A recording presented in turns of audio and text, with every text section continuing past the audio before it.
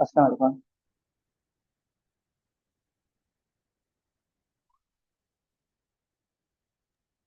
अस्सलाम वालेकुम sir.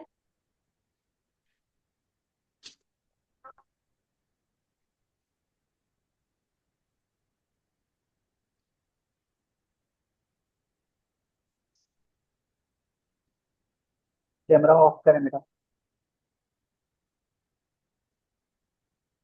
Sir हो आवाज आ गया। रही है?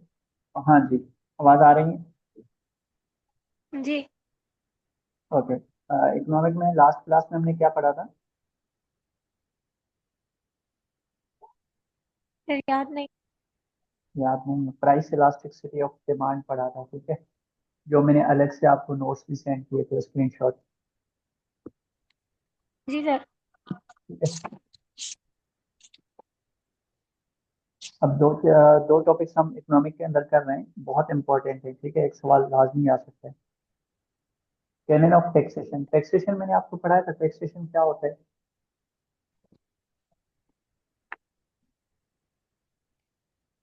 सर क्या चीज? टैक्सेशन क्या होता है, टैक्स क्या होता है? टैक्स मतलब स्टेट की तरफ से जो हमें टैक्स लगता है। चार कैरेक्टरिस्टिक्स मैंने पढ़ाए थे आपको टैक्स के, ठीक है। अब जी। आज हम कर रहे हैं स्टार्ट कैनन ऑफ टैक्सेशन। क्या कैनन ऑफ टैक्सेशन या principle of good taxation system, उसके दो नाम हैं। कैनन का मतलब होता है, कैनन का मतलब होता है प्रिंसिपल, ठीक है। टैक्सेशन के हम प्रिंसिपल्स पढ़ेंगे। अगर प्रिंसिपल्स के ऊपर पढ़ेंगे तो इसका मतलब है, अगर प्रिंसिपल्स फॉलो हो रहे हैं तो इसका मतलब है टैक्सेशन का सिस्टम कौन सा है, गुड टैक्सेशन सिस्टम है, ठीक है। अगर फॉलो नहीं हो रहे हैं टैक्सेशन के प्रिंसिपल तो इसका मतलब है गुड टैक्सेशन सिस्टम उस कंट्री के अंदर नहीं है, ठीक है। तो इसकी डेफिनेशन है, a good taxation system should follow these four की कैनन। इसके चार जो है वो मेन प्रिंसिपल फॉलो किए जाते हैं। Originally propose by the economist Adam Smith ने ये क्या किया है, दिए हैं, ठीक है। यानी कि चार प्रिंसिपल किसने दिए हैं, एडम स्मिथ ने, ये इकोनॉमिस्ट है। फर्स्ट कैनन ऑफ टैक्सेशन क्या है, canon of equality and equity, ठीक है। फर्स्ट रूल या फर्स्ट प्रिंसिपल ये है, कैनन ऑफ इक्वलिटी या इक्विटी। अच्छा, इसको डिफाइन करने के लिए हमने लिखा है taxation should be fair and just, justice, ठीक है। इसके क्या मतलब है?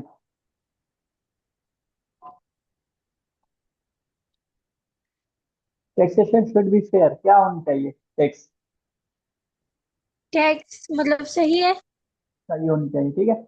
The burden of taxes, taxes का जो बर्डन है must be distributed based on the tax payers ability to pay. Tax का जो बर्डन है वो किस बेस पे डिस्ट्रीब्यूट किया जाएगा, based on the tax payer, जो टैक्स पे कर रहा है उसकी एबिलिटी पे करेंगे।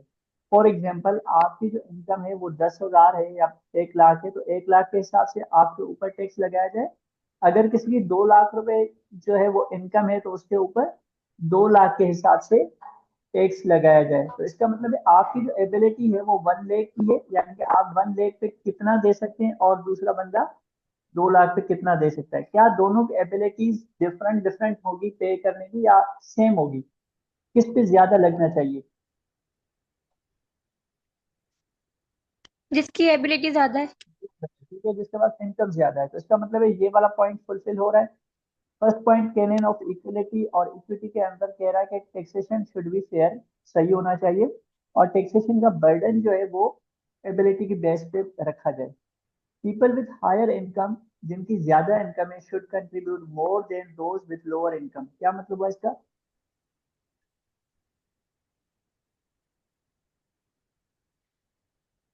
जिसकी ज्यादा इनकम होगी वो कंट्रीब्यूट करेगा ज्यादा, किससे, दोज विथ लोअर इनकम। जिसकी कम इनकम है उससे हायर इनकम वाला क्या कंट्रीब्यूट करेगा, ज्यादा इनकम कंट्रीब्यूट करेगा, जो कि हमने एग्जांपल दिया है ये वाला, ठीक है। यहाँ तक बेटा बात समझ आ रही है? जी सर आ रही है। ठीक है।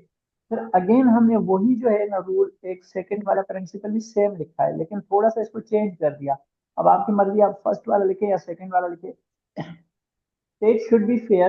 Every person should contribute to government revenue according to their ability. ठीक है, वही बात हो गई। ये वाली बात और ये वाली बात सेम है, ठीक है। इन दोनों पॉइंट्स में से जो भी आपको समझ आ जाए वो लिख लें, ठीक है। एक्सप्लेनेशन के अंदर भी सेम है। हु अर्न मोर, जो ज्यादा कमाता है, जिसकी ज्यादा वेल्थ होती है, वो टैक्स ज्यादा पे करेगा। ठीक है।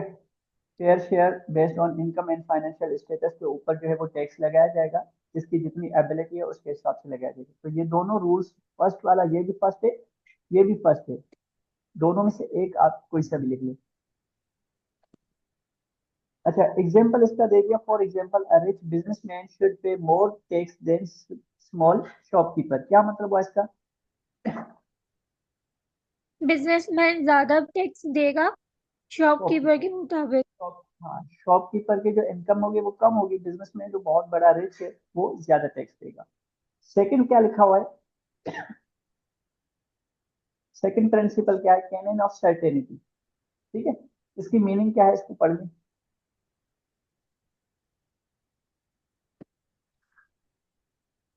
इसमें मतलब कोई कंफ्यूजन नहीं है हाँ, इस प्रिंसिपल टैक्सेस के अंदर भरने देयर के विल लिए। बी नो कंफ्यूजन और सरप्राइज अबाउट टैक्सेस के बारे में आपको कोई सरप्राइज भी ना हो, कोई कंफ्यूजन भी ना हो। अब इसकी एक्सप्लेनेशन हमने दे दिया, tax payer must clearly known, tax payer को पता होना चाहिए, वो नो, उसको पता हो कि हाउ मच टैक्स टू पे। क्या मतलब है इसका? वो कितना टैक्स पे कर रहा है। करेगा, ठीक है।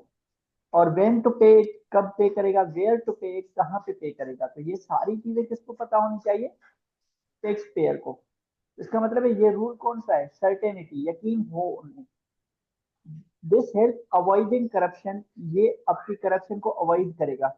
एंड आपका बिल्ड ट्रस्ट, टैक्सेशन सिस्टम के ऊपर ट्रस्ट भी आपका डेवलप हो जाएगा, क्योंकि आपको पता है ना कब पे करना है, कितना पे करना है, कैसे पे करना है, कहाँ पे करना है। तो ये सारी चीजें जब क्लियर होंगी तो आप इजिली पे कर सकते हैं। इफ रूल्स आर अनक्लियर, अगर ये रूल्स या प्रिंसिपल अनक्लियर है, क्लियर नहीं है, इट कैन लीड फियर और miss use of power of tax official. इसके अंदर आप फियर भी, डर भी होगा आपको, आप मिस यूज भी करेंगे, यानी कि करप्शन वगैरह भी कर सकते हैं। तो बेटा ये वाला प्रिंसिपल आपको समझ आ गया? जी सर, आ गया। ठीक है, एक दो बार खुद से पढ़ेंगे, याद करेंगे तो इंशाल्लाह आपको समझ आ जाएगा, बहुत ईजी है।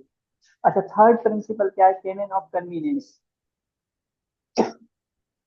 A tax system should be easy and comfortable for taxpayer, taxpayer के लिए कंफर्टेबल भी हो और इजी भी हो, यानी कि कन्वीनियंट हो, आसान हो।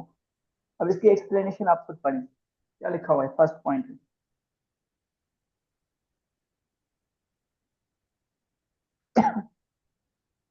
जो टैक्स है वो मतलब टाइम पर देना है ठीक है, और मोस्ट डिपेंडेंट वो बंदे के लिए कन्वीनियंट, हो। ठीक है, कन्वीनियंट इजी हो। For example, income tax is often collected at the end of year. Income tax जो है वो साल के आखिर में कलेक्ट किया जाता है। When a person knows their total income, एक साल के अंदर जब हम प्रॉफिट लॉस निकालेंगे कि भाई कितना प्रॉफिट हुआ है तो हमें पता चल जाएगा, तो उस साल के एंड में हमें क्या करना है? टैक्स देना है। ठीक है। Payment should be simple, payment क्या हो? सिंपल हो, लाइक ऑनलाइन जैसे होता है, थ्रू बैंक के थ्रू आपके डिडक्शन हो जाए डायरेक्टली। ठीक है, नॉट थ्रू कॉम्प्लिकेटेड और स्ट्रेसफुल प्रोसेस, कोई बड़ा प्रोसेस, मुश्किल प्रोसेस ना हो जिसमें आपको मुश्किल हो। फॉर एग्जाम्पल, आप बिजली का बिल पे कर रहे हैं, ऑनलाइन भी कर सकते हैं, ये इजी वे है। ठीक है, अगर आप जाकर बिल लाइन में लगे तो बड़ा मसला हो जाता है। ठीक है, तो ये कह रहा है कि पेमेंट जो है वो बहुत इजी हो, सिंपल हो, और इनकम टैक्स जो है एंड ऑफ ईयर कलेक्ट की जाए, ताकि आगे वाले बंदे को कोई मसला ना हो। बेटा ये समझ आ गया, कन्वीनियंस वाला? जी सर, आ गया। ठीक है। फोर्थ क्या है? Canon of economy. ठीक है, इकोनॉमी का मतलब होता है कि कॉस्ट इफेक्टिव हो, tax collection should be cost effective. क्या मतलब है इसका, कुछ समझ आ रहा है? मतलब कॉस्ट के मुताबिक हो। कॉस्ट के मुताबिक। फॉर एग्जाम्पल, आपसे लेने हैं फॉर एग्जाम्पल 1000 टैक्स, ठीक है, और मैं इस टैक्स के ऊपर जो एडमिन बैठा रहा हूँ, यानी कि जो बंदा बैठा रहा हूँ, जो कैलकुलेशन करने वाला बंदा बैठा रहा हूँ, उसकी सैलरी है 2000 रुपये। तो क्या ये एफिशिएंट है कॉस्ट? मेरा यहाँ पे 1000 रुपया गवर्नमेंट का रेवेन्यू बन रहा है, लेकिन गवर्नमेंट कितना लगा रहा है इस बंदे के ऊपर? 2000। तो इसका दो मतलब क्या हजार हुआ? इसका मतलब क्या हुआ कि हमारी इनकम जो है गवर्नमेंट की 1000 बन रही है, लेकिन उस बंदे के ऊपर 2000 लगा रहे हैं, ये कॉस्ट इफेक्टिव नहीं कहलाएगी, इसका कोई फायदा ही नहीं होगा। तो क्या कह रहा है कैनन ऑफ इकोनॉमी के अंदर? आप जो tax collection should be cost effective, आपको सेविंग हो, यानी कि आप 1000 रुपया कमा रहे हैं तो 500 इस बंदे को दे दें, ताकि आप जो टैक्स कलेक्ट कर रहे हैं उससे प्रॉफिट फायदा मिले। ठीक है, इसकी एक्सप्लेनेशन नीचे है। The cost collection tax salaries of staff की salary, printing form, IT system should be as low as possible. इनकी कॉस्ट कितनी होनी चाहिए? कम से कम होनी चाहिए, जितना पॉसिबल हो सकता है। सेकंड पॉइंट तेरा good system ensure the most of money collected goes to the government dues, not wasted in process of collecting. Same बात हो रही कि कलेक्ट जो कर रहे हैं हम टैक्स, इसमें ज्यादा पैसे नहीं लगाएं। ठीक है, जो कलेक्ट कर रहे हैं वो गवर्नमेंट के यूज के लिए होने चाहिए।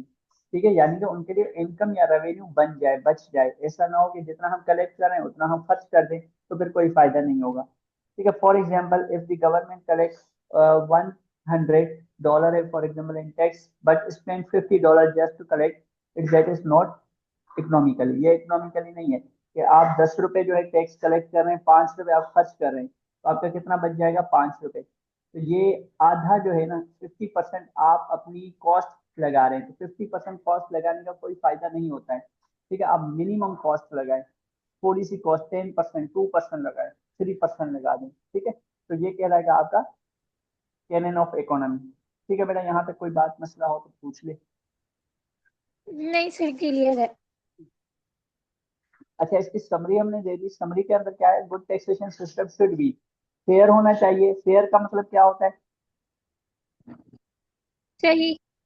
बेस्ड ऑन एबिलिटी टू पे। इसका एग्जांपल आपको मैंने दिया था, क्या एग्जांपल दिया था? मतलब आपकी सैलरी के हिसाब से होता है। इनकम लगे और टैक्स लगेगा। ठीक है, क्लियर। क्लियर होना चाहिए, नो कंफ्यूजन। कंफ्यूजन किसी कैलकुलेशन वगैरह के अंदर नहीं होनी चाहिए।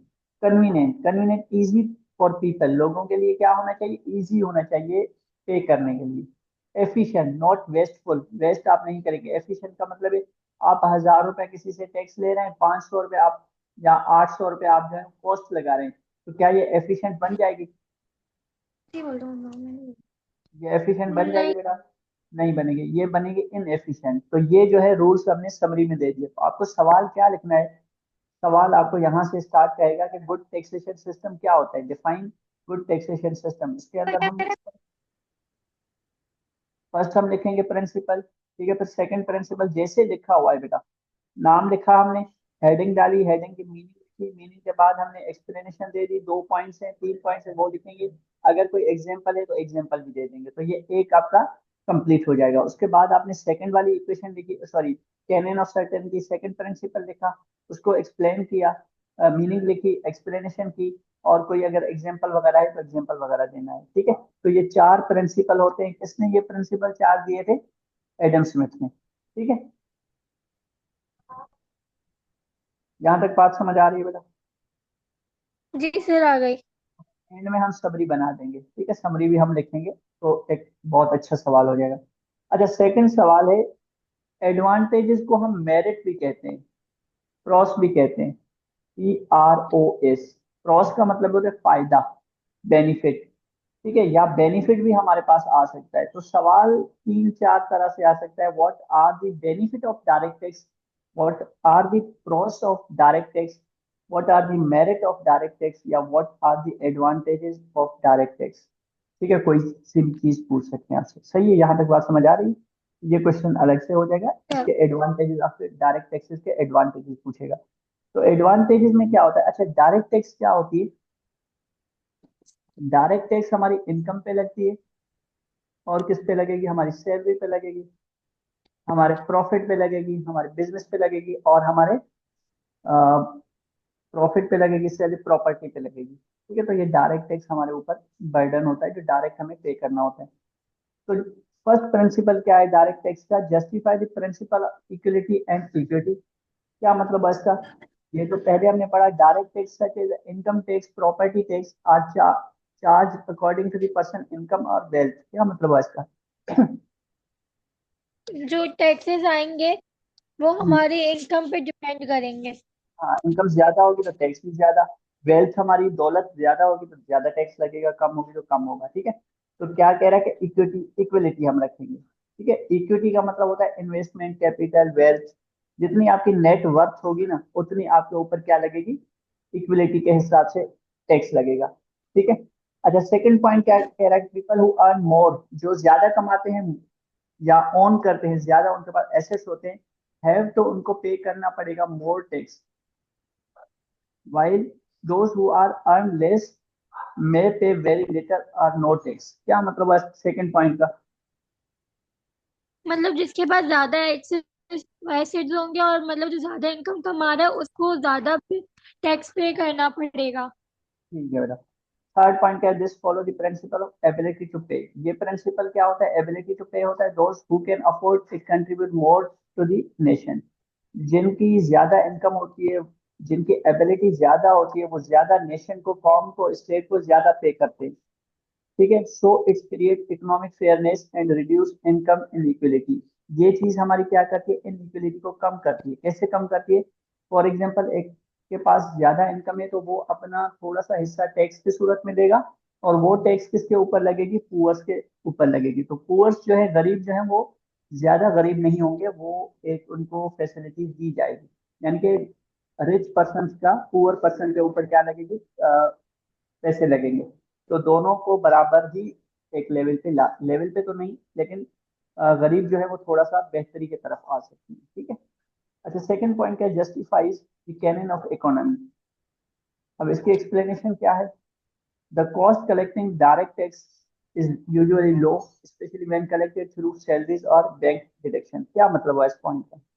डायरेक्ट टैक्स आपकी सैलरी पे लगती है, और सैलरी जैसे ही आपकी बैंक के थ्रू आती है तो सैलरी से डायरेक्टली डिडक्शन हो जाती है बैंक से। तो इसका मतलब है इसके लिए कोई कॉस्ट हमें नहीं लगती है, कलेक्शन की कोई चार्जेस नहीं होती है। ठीक है, डायरेक्टली जब आपके अकाउंट से डिडक्ट हो जाएंगे तो इसमें कोई मसला नहीं होगा। ठीक है, तो इसमें कह रहे हैं कि कलेक्ट करने के टैक्स कलेक्ट करने की बहुत इजी वे है ये। ठीक है, there is no need for middleman, इसके लिए मिडलमैन की जरूरत नहीं होती है। And the process is simple and straightforward. ये इसका प्रोसेस क्या होता है? सिंपल होता है। आपकी सैलरी अकाउंट में आ रही है, ठीक है, बैंक में आ रही है, बैंक से डायरेक्ट टैक्स कट हो रहा है। For example, income tax is deducted directly from salaries. ठीक है, ये चीज आप छोड़ दें। विच सेव एडमिनिस्ट्रेटिव कॉस्ट, जो कि आपकी एडमिनिस्ट्रेटिव कॉस्ट जो है वो बच जाती है। कोई इसके लिए अलग कैलकुलेशन वगैरह नहीं होती है, डायरेक्टली टैक्स डिडक्ट किया जाता है by the bank. This means the government can keep more of the money if collect, making the system economically and efficient। System आपका क्या रहेगा? एफिशिएंट रहेगा, कॉस्ट आपकी कट हो जाएगी, कम हो जाएगी। बेटा, यहाँ तक ये बात समझ आ रही है? Justify the canon of economy के अंदर। जी सर, आ रही है। ठीक है, जो हमने ऊपर वाली बात की थी वो सेम बात है, लेकिन थोड़ी सी चेंज करके हमने लिखा है। ठीक है, थर्ड क्या कह रहा है? कि justify the canon of elasticity. ठीक है, ये एक प्रिंसिपल है जो डायरेक्ट टैक्स का क्या एडवांटेज है। एक्सप्लेनेशन में क्या कह रहा है? कि direct tax can be easily increase और डिक्रीज। डायरेक्ट टैक्स आपकी इंक्रीज भी हो सकती है, डिक्रीज भी हो सकती है। इलास्टिसिटी का मतलब है रिस्पॉन्स देना, ठीक है, चेंज करना, depend on the economic situation. Economic situation के ऊपर अगर हम टैक्स 10% दे रहे हैं तो अगले साल हम 20% भी कर सकते हैं, या इसको कम करके 5% भी कर सकते हैं। तो इसका मतलब इलास्टिसिटी इसके अंदर होती है। when the government need more money, government को ज्यादा पैसे चाहिए, लाइक ड्यूरिंग अ वॉर और इकोनॉमिकली क्राइसिस। कोई इकोनॉमिकली क्राइसिस आ गया, कोई वार हो गई, तो उसके अंदर क्या हो रहा है? It can be raise the tax rate on high income group. जिसकी ज्यादा इनकम है उन पर टैक्स क्या लगाया जाएगा? ज्यादा। ज्यादा लगाया जाएगा। ठीक है, if the economy slow down, अगर इकोनॉमी अच्छी पोजीशन में नहीं है, tax rate can be adjusted to given relief.